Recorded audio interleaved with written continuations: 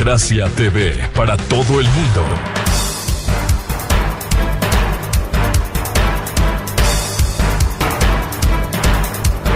Siete 25 minutos en el territorio continental ecuatoriano, buscando la verdad. Vamos a iniciar un diálogo con un reconocido experto minero, ex viceministro de Energía, sobre algunos temas vinculados con los desafíos del sector minero, la realidad actual, los problemas que tienen, la incidencia de la minería ilegal, que en el país ha hecho mucho daño. Pero antes de eso, quisiera dar a conocer una información por lo que nos referíamos esta mañana respecto del juicio político al presidente de la República en la Asamblea Nacional, y que hasta este sábado tiene que estar listo el informe en la Comisión de Fiscalización, en donde se aprueba o se desaprueba. Precisamente Vicente Ordóñez, de Diario El Universo, dio a conocer en las últimas horas que el informe borrador está listo en la Comisión de Fiscalización y que no recomienda el enjuiciamiento político al presidente de la República con el siguiente argumento: porque no hubo celebración de contrato entre Flopec y Amazonas Tankers durante su gestión, por lo tanto no incurrió en el presunto delito de peculado. Repito, esta información que trae Diario El Universo y su periodista legislativo Vicente Ordóñez, que dice que el informe borrador no recomienda el enjuiciamiento político al presidente porque no hubo celebración de contrato entre Flopec y Amazonas Tankers durante su gestión y por tanto no habría incurrido en presunto delito de peculado.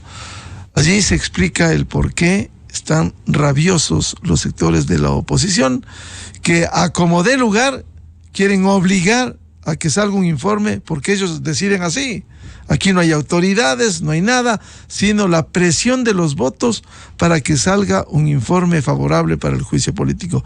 Esa es la realidad de esa vergonzosa Asamblea Nacional. Bien, vamos con el tema minero.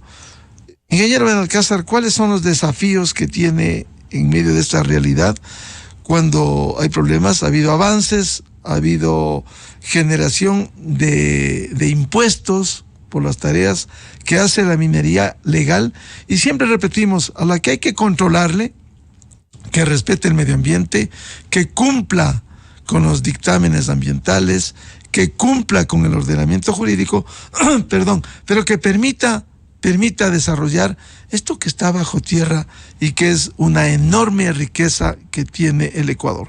Ingeniero Fernando Benalcázar, muy buen día. Bueno, buenos días, Miguel. Muchísimas gracias por la invitación y por estar en su programa. Saludamos a su audiencia.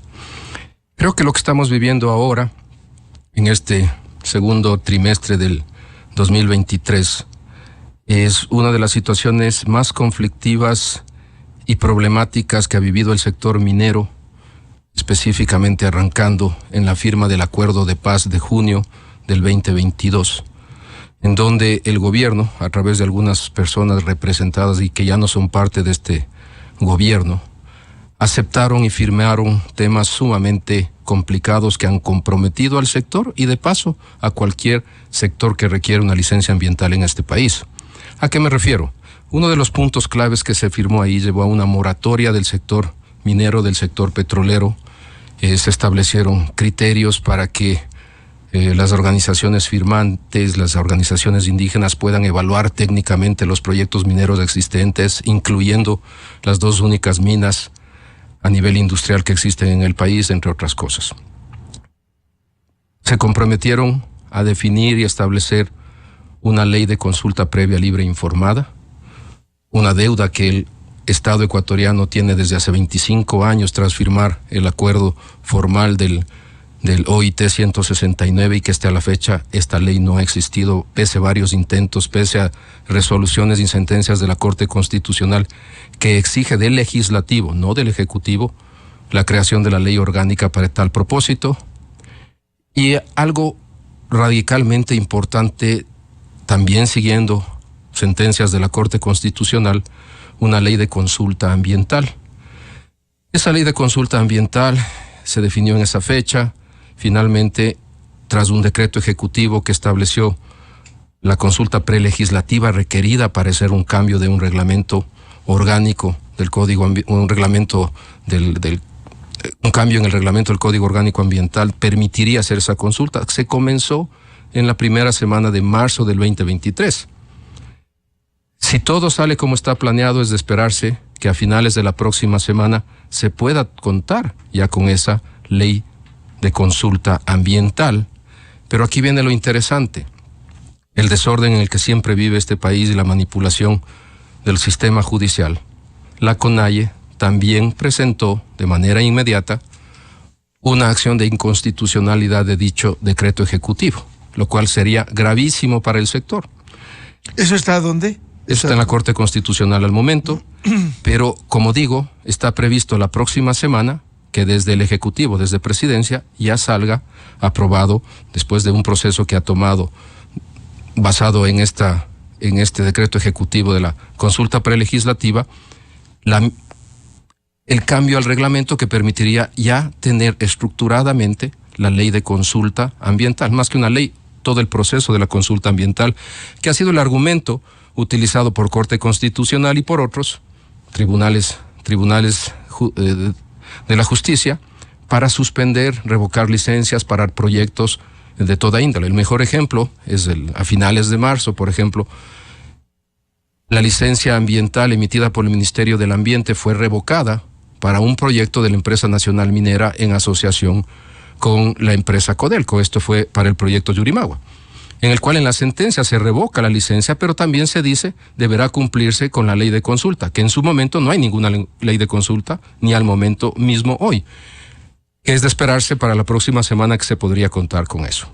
Entonces, eso ha afectado tanto al sector minero cuanto a cualquier sector que requiere licencias ambientales.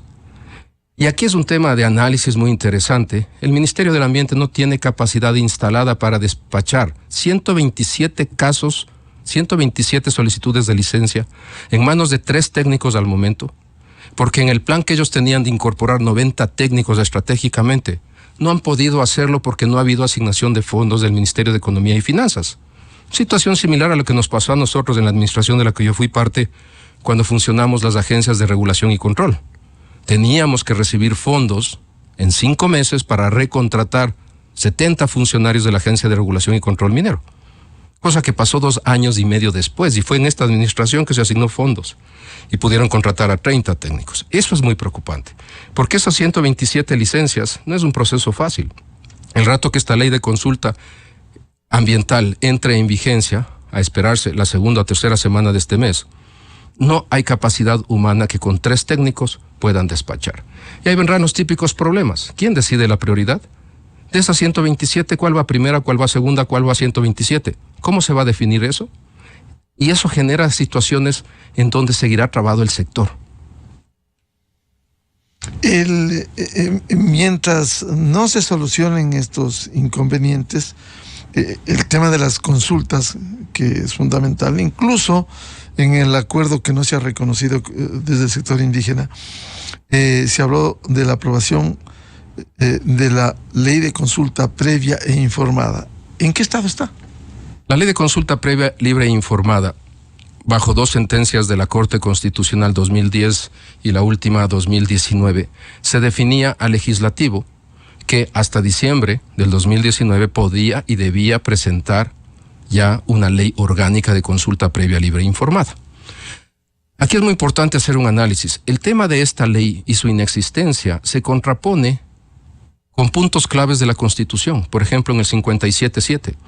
El artículo 57.7 de la Constitución establece que se harán los procesos justos necesarios a los pueblos ancestrales, a quienes están definidos con esa necesidad de consulta, pueblos montubios, pueblos afroecuatorianos, y dice claramente que si las partes al hacerse la consulta no llegasen a un acuerdo, se manejará de acuerdo a la ley.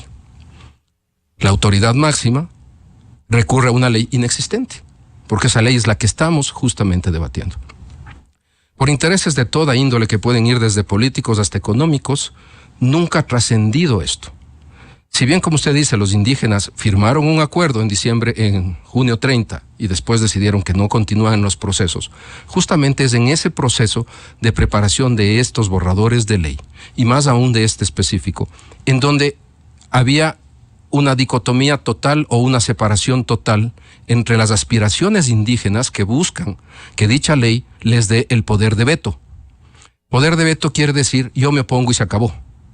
Y el Estado no puede firmar eso. No hay un solo país suscriptor del OIT 169 que haya aceptado o haya permitido el derecho de veto de las comunidades a ser consultadas. Y eso jamás podría darse. Entonces, ¿en dónde está ese proceso? Creo que, como siempre, en veremos. Y lo más preocupante, estimado Miguel, es que, hablando del sector minero, la autoridad máxima en sus primeras semanas fue muy claro en hacer unas declaraciones para mí preocupantes. Cuando él dice claramente que junto al presidente se tomó la decisión de que el catastro minero no será reabierto mientras no contemos con la ley de consulta previa, libre e informada. Y esto pone en perspectiva que si en 25 años no lo hemos logrado, en este momento político, en una relación difícil entre el Ejecutivo y el Legislativo, aunque se llegase a tener un borrador final de dicha ley, difícilmente va a pasar la aprobación y convertirse en ley orgánica. Y por ende, catastro minero, que es una herramienta muy importante, que si estuviese debidamente estructurada, abierta y controlada, podría ser una herramienta que beneficie a la inversión extranjera, porque el Ecuador, definitivamente, es un destino de inversión, pese a los problemas en los que estamos viviendo políticamente, los problemas de oposición, para atraer grandes empresas, que ya están en el país, muchas de ellas. Pero este tema de la ley de consulta libre e informada puede ser muy sensible en todo sentido en el país, pero es una necesidad que tarde o temprano alguien tiene que ponerla y sacarla adelante como ley. Por tanto, si esto tiene una rémora, tiene la falta de decisión política para avanzar, esto de alguna manera bloquea las posibilidades de la minería legal en otros lugares en los que no esté y que tengan aspiraciones de llegar para la explotación minera. Yo no diría que bloquea, diría que dificulta. Porque si bien apenas el 6-7% del territorio nacional continental está debidamente y legalmente adjudicado para actividades de prospección y exploración minera, existen zonas en las cuales, a medida que este conocimiento geológico se va expandiendo, podrían ser muy interesantes para futuras concesiones.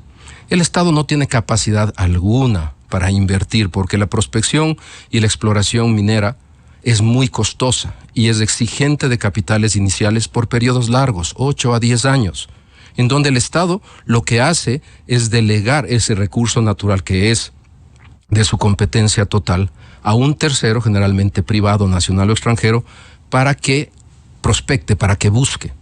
Y eso es algo que, si hubiese un catastro abierto, permitiría que esas nuevas áreas se incorporen.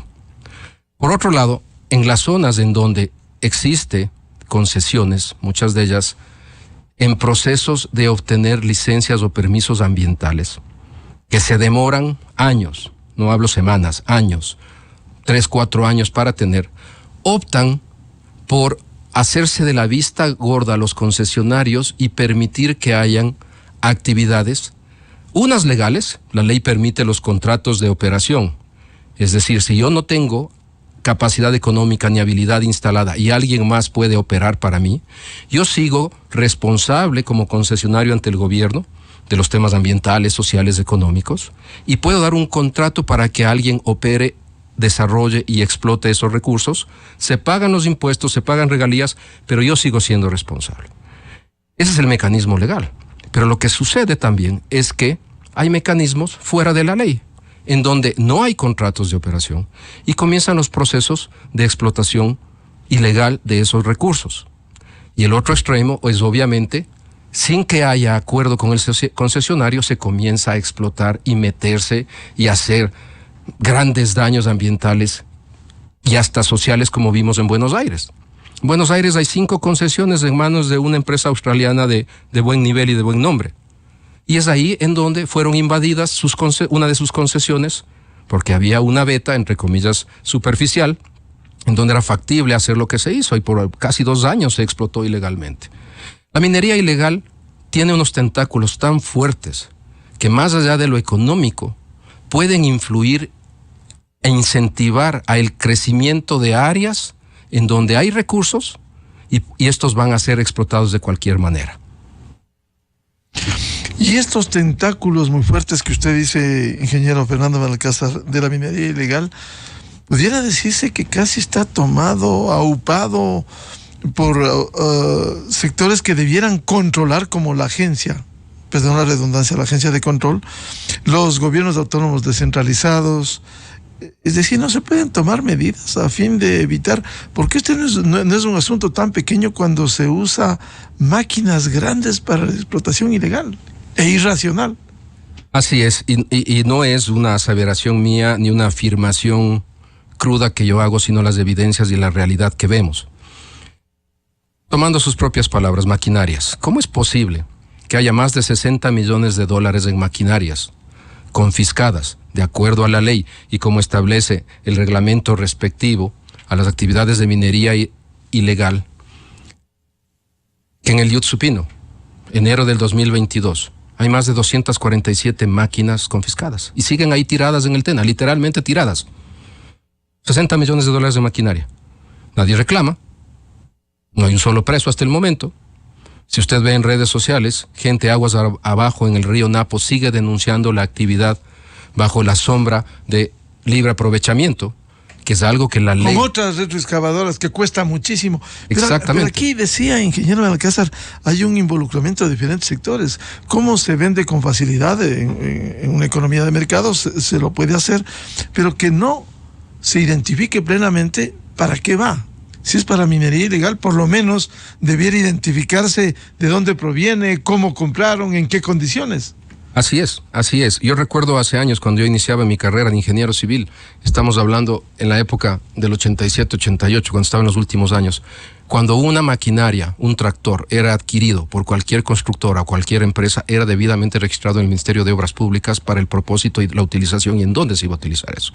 Ese concepto no existe para las máquinas que milagrosamente aparecen en estos proyectos, y es una evidencia concreta. Si alguien tiene la capacidad de gastarse $250,000 de una máquina de estas y dejarla abandonada, yo me pregunto si ese alguien era el dueño de ese dinero, si ese dinero les llegó resultado de su trabajo y de su duro esfuerzo. Porque si yo tengo $200,000 invertidos en una máquina, la cuido.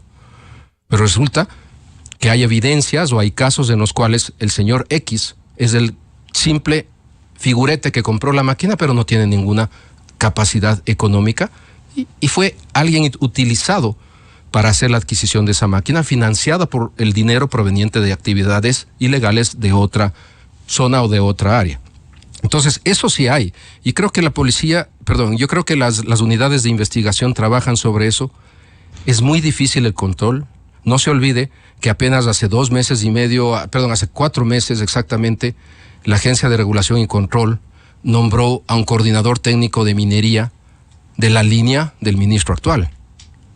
Es decir, fue uno de los primeros y únicos cambios que el ministro ha logrado hacer en la Agencia de Regulación y Control. Y desde ahí se ve que ya no hay esas coincidencias de que acciones planeadas de control contra la minería ilegal de la noche a la mañana eran preinformadas y nunca encontraban nada. Han sido muy efectivos en los últimos 4 meses. Hoy con el actual ministro hay un cambio de rumbo. Radical, sustancial. Bueno. El ministro ha hecho eso, todavía tiene que hacer algunos cambios de personas que quedaron del legado del ministro anterior, que usted sabe en las circunstancias que el ministro anterior tuvo que dejar su oficina, pero todavía tiene 2 retos, en la Agencia de Regulación y Control de Recursos Naturales y en el Instituto de Investigación Geológico-Minera. Siguen personas de la leva anterior, llamémosle de esa manera. ¿Y qué hace la Agencia de Regulación y Control en la práctica como institución? ¿Por qué ha sido blanco de críticas? De acuerdo a la política pública minera vigente, uno de los ejes vitales es el tema de regulación, control y combate a la minería ilegal, específicamente el eje 5. El instrumento legal que el Estado cuenta para ello, a más de una comisión creada para el propósito en el gobierno de Rafael Correa en el 2010, la famosa SECMI. Uno de los miembros intrínsecos de esa comisión es la Agencia de Regulación y Control Minero. Y es el único mecanismo que cuenta el Estado para que, de manera técnica y coordinada, junto con otros actores como policía, fiscalía y demás, pueda tomar acciones directas sobre los mineros ilegales. Es decir, sobre esta entidad gira y depende la eficiencia y la efectividad que pueda existir. También en el pasado ha sido absolutamente susceptible de corrupción. Es público la serie de denuncias que se hicieron y es parte de la investigación en Fiscalía, cómo esta agencia en las zonas calientes del país pudo haber estado involucrada en procesos de corrupción a través de sus coordinadores zonales, a través del personal. Y eso es una realidad porque no se puede negar. Yusupino es un claro ejemplo. Morona Santiago es otro claro ejemplo. Zamora Chinchipe es otro claro ejemplo. Donde es totalmente inefectiva, o era inefectiva, la acción de dicha agencia. Entonces, es muy profundo. Eso implicaba en el pasado una complicidad. Definitivamente. Y es motivo de investigación de Fiscalía al momento. No nos olvidemos, en uno de sus programas Controversia, hablábamos hace algunas semanas lo importante que sería llevar de la parte teórica al éxito práctico desde el Ejecutivo, ya no contar con una comisión de control a la minería ilegal que ha probado ser poco eficiente, no inefectiva, pero poco eficiente, que ya tiene 13 años de vida, convertirla en un consejo de control de minería ilegal con los recursos y estructura tan fuerte como aquella que cuenta para el control, combate del narcotráfico. Es la única forma que yo creo que un gobierno puede ser efectivo. Contar con un consejo fuerte, estructurado y que tenga la capacidad de hacerlo. Son declaraciones propias de este gobierno, del Ejecutivo mismo. Declarar la minería ilegal como un atentado a la seguridad nacional fue algo que a comienzos de este año, sin precedentes y digno de felicitación, se expresó. Porque definitivamente los tentáculos de la minería ilegal en lo económico pueden ser tan fuertes y conexiones estructuradas con el dinero proveniente del narcotráfico pueden existir. Y eso es algo que si no se toma con la seriedad que el Ejecutivo se ha expresado, podríamos nosotros vivir circunstancias similares o peores a las que ya estamos viviendo con lo declarado por por el propio Ejecutivo con respecto al narcotráfico. Ahora, estas decisiones de ingeniero Benalcázar tienen que ir acompañado por todas las instituciones, agencias de regulación y control, los gobiernos autónomos descentralizados, porque si no hay un acompañamiento de un combate, de una decisión de Estado, simplemente hay complicidades. ¿Qué hacen los municipios? ¿Protegen, no actúan, permiten? Y esto hace daño a la minería formal. Así es. Y también yo vuelvo a hacer referencia a la política pública minera. El país y su audiencia debe saber que este país cuenta con algo estructurado, pensado, de calidad y nivel internacional, en el cual desde hace años se ha querido definir, por ejemplo, en el eje 1, desarrollo económico, esta interacción que se requiere desde el Ejecutivo y desde las autoridades seccionales y regionales de trabajar juntos hacia un objetivo que es buscar contar con recursos frescos para el desarrollo social y crecimiento del país. Ese desarrollo de recursos frescos proviene de la minería estructurada, de la minería legal, de la minería que paga impuestos, y sin irnos lejos, como ejemplos claros para que la audiencia nos entienda. Antes de que el país cuente con 2 minas de gran producción, de escala industrial, en el 2019 no se llegaba a exportar $325 millones de minerales. En el 2022, una cantidad 8 veces mayor es lo que se exportó, $2.780 millones. Y aquí la audiencia también debe entender que la minería no solo es oro y metales preciosos. La seguridad alimentaria, el desarrollo agrícola, depende de la minería. De que haya suelos fortalecidos, suelos nutridos, suelos ricos, depende de la minería. El desarrollo de un país, que es parte del desarrollo económico, viene con obras de infraestructura, construcciones y demás. Eso es minería.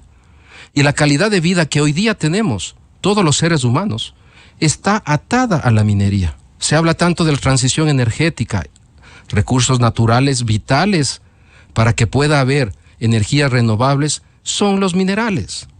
Entonces, creo que tenemos que hacer una conciencia clara de que la industria bien manejada puede ayudar al desarrollo socioeconómico de un país. Ingeniero Benalcázar, quisiera plantearle un tema dentro de estas tareas que se cumplen en la explotación legal. ¿Qué pasó con el caso Anglo América en Pangua? Me río, Miguel, porque justo pensaba en preparación para esta entrevista que ese era un tema que iba a salir. A ver, en el 2019, en octubre del 2019, noviembre del 2019, esta empresa, que es una de las 4 empresas más grandes del mundo, si no me engaño, es la 4ª más grande del mundo, y con inversiones en 7, 8 países gigantescas. Hablamos de inversiones que superan los 5 o 6 mil millones de dólares. El Ecuador, en una de las rondas de apertura de concesiones, llegó esta empresa a un proyecto que lo llaman Pegasus. Pegasus está prácticamente en la provincia de Cotopaxi y algo tiene, una parte de la concesión está en la provincia de Bolívar. En esa época, me acuerdo, yo era viceministro y el director general jurídico y el director legal de minería participaron en una audiencia en Pangua, donde fueron literalmente secuestrados junto con representantes de la compañía y sus abogados, y tuvieron que pedir que se suspenda una audiencia en la cual se había puesto una acción de protección. Y en esa audiencia se suspendió porque no había garantías, había un grupo de personas violentas que se oponen definitivamente a la actividad minera. Con ese antecedente del 2019, en octubre del 22 hubo una segunda audiencia en la cual definitivamente la juez dice que la empresa ha cumplido con todos los requisitos. Es una empresa que tiene una trayectoria mundial de respeto en el tema ambiental, legal, social y demás. No defiendo a ninguna empresa, pero hay que resaltar cuando las empresas son de ese calibre. Y esto es algo que, pese a que en el marco legal lograron estructuradamente demostrar el cumplimiento, esa acción de protección cayó.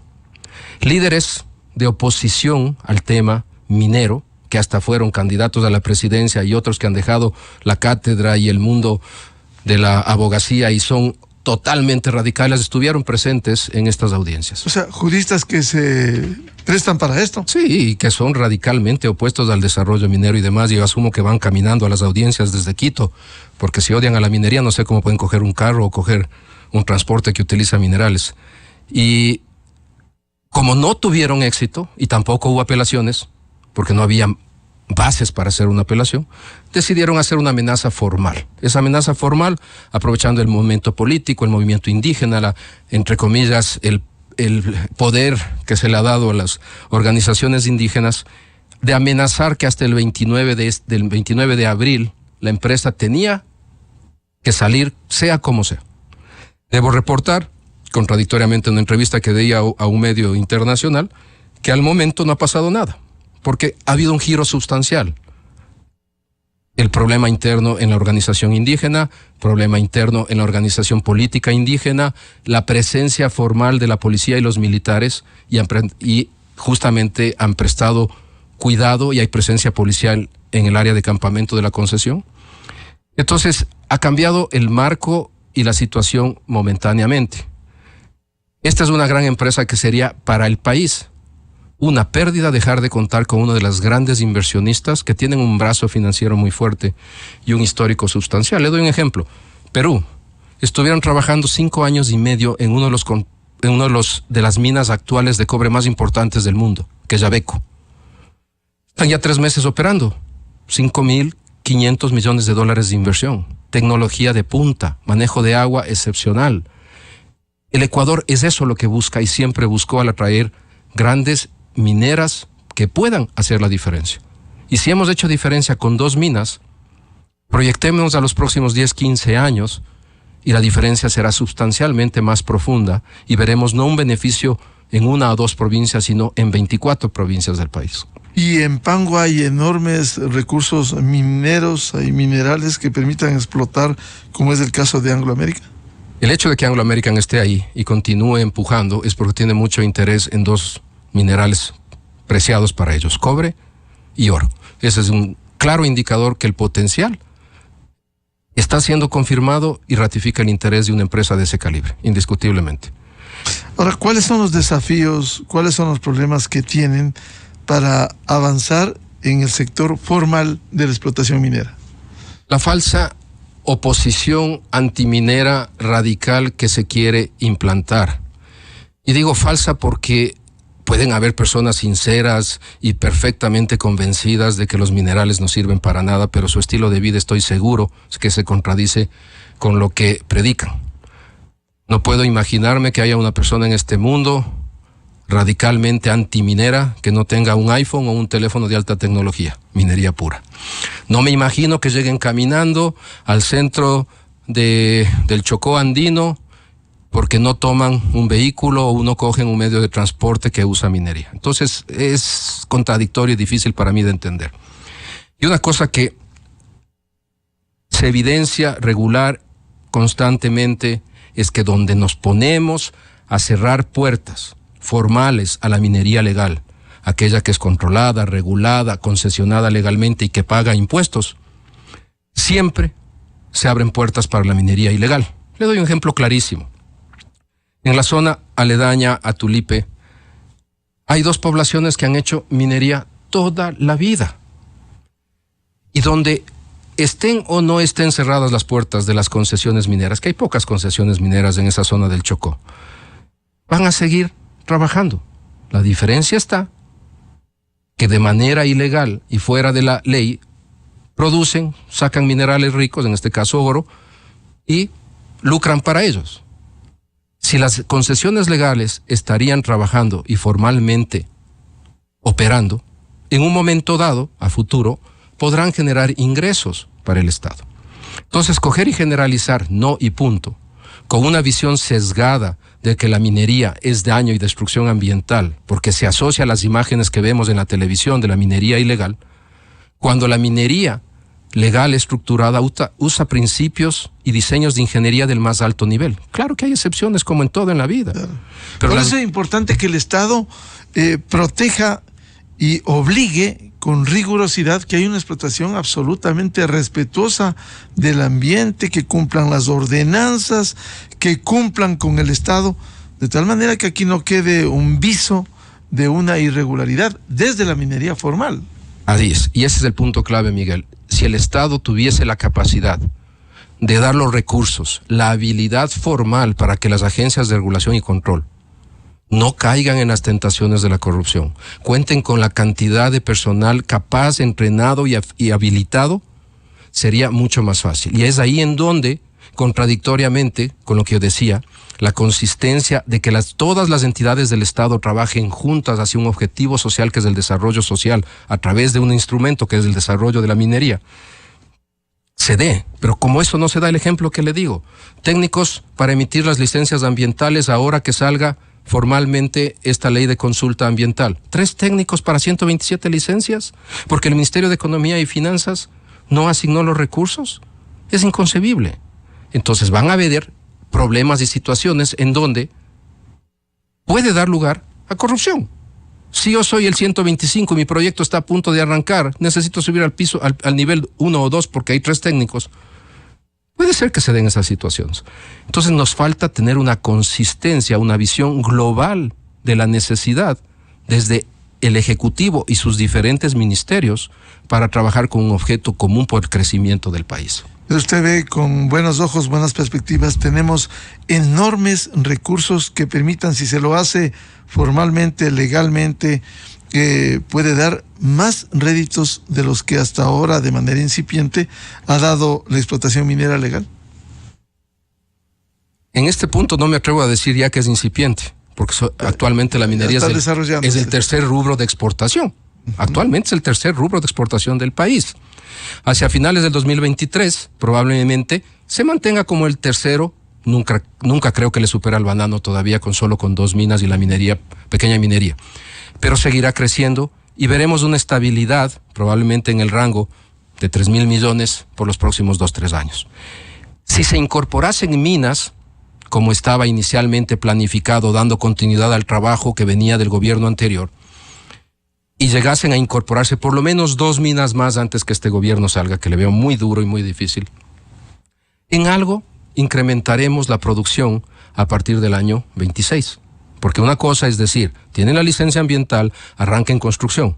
Una construcción de mina puede tomar de 1 a 2, 3, 4 años, dependiendo del volumen y las características de la mina. Y veremos producción cuando se acabe el proceso de construcción. Pero lo que sí veremos de impacto absolutamente positivo es la generación de empleo y la inyección a las economías locales de dineros frescos. Por darle un ejemplo, uno de esos proyectos puede invertir $125 millones en la provincia de Cotopaxi, en la zona del Toachi. Otro de esos proyectos en la provincia de Dede, en el sector de las naves, en la provincia de Bolívar, puede invertir $350 millones en la construcción de su mina. Toda esa plata genera fuentes de empleo en el rango de miles. ¿Desarrollo local también? Claro, porque todo el desarrollo local viene. Prioridad de contratación de todos los bienes y servicios de la zona, que es una estrategia lógica para tener el compromiso local. Generación de empleo local. Todas las personas con capacidades pueden entrar a trabajar, y aquellas que tienen la posibilidad de ser entrenadas, educadas y formadas, viendo a los 10, 12 años de una mina, pueden ser formadas y seguirán siendo empleados. Y obviamente, bienes tan básicos y servicios como las ferreterías, aquellas que proveen transporte, aquellas que proveen alimentación y el pago servicios. de impuestos. Y todo el mundo paga impuestos. Veamos el SRI que dice, el pago per cápita de impuestos en la provincia de Zamora Chinchipe es sin precedentes. ¿Desde cuándo? Desde que la mina existe. Ahí hay 2 minas en Zamora Chinchipe. Las 2 minas a nivel industrial están en la provincia de Zamora Chinchipe. ¿Y quién paga impuestos? Todo mundo. De un sueldo básico y acostumbrados a no tener ingresos permanentes, pasan a tener sueldos estructurados, regularizados, de afiliación al Seguro Social y todos los beneficios que no ha habido antes. Pregúntele si en la provincia de Zamora o en el mismo Pangua, ¿cuánta gente está a favor de la minería en el cantón Pangua?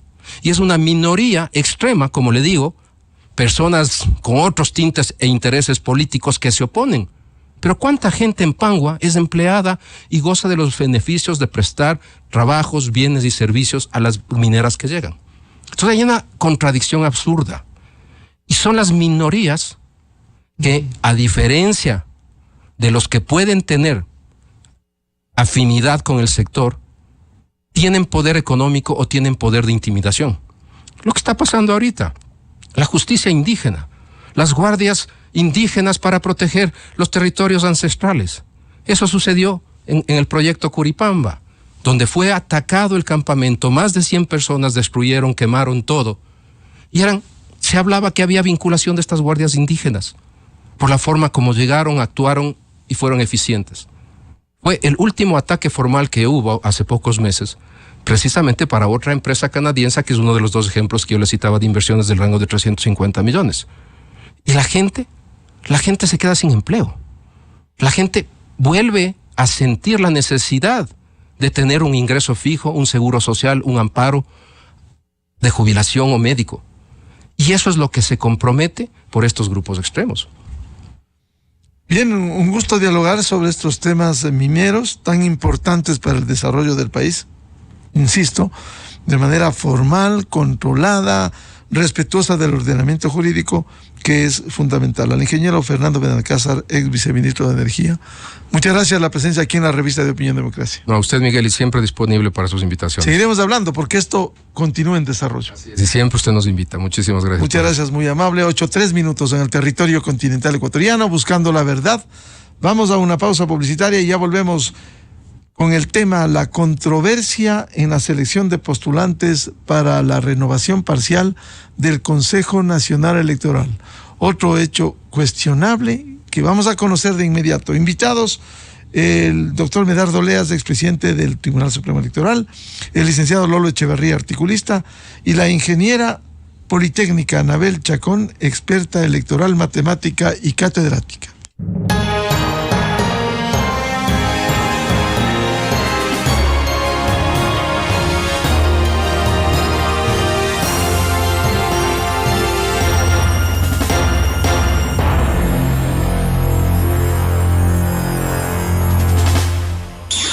Miguel Rivadeneira en la revista de Opinión Democracia. Inicio de espacio promocional y publicitario.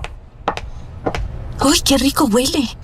Ma, estoy horneando un pastel para ti. Ya decía yo que olía a vainilla. Quiero probar. A ver, sírveme un pedacito. Un corazón tan grande merece un premio igual de grande.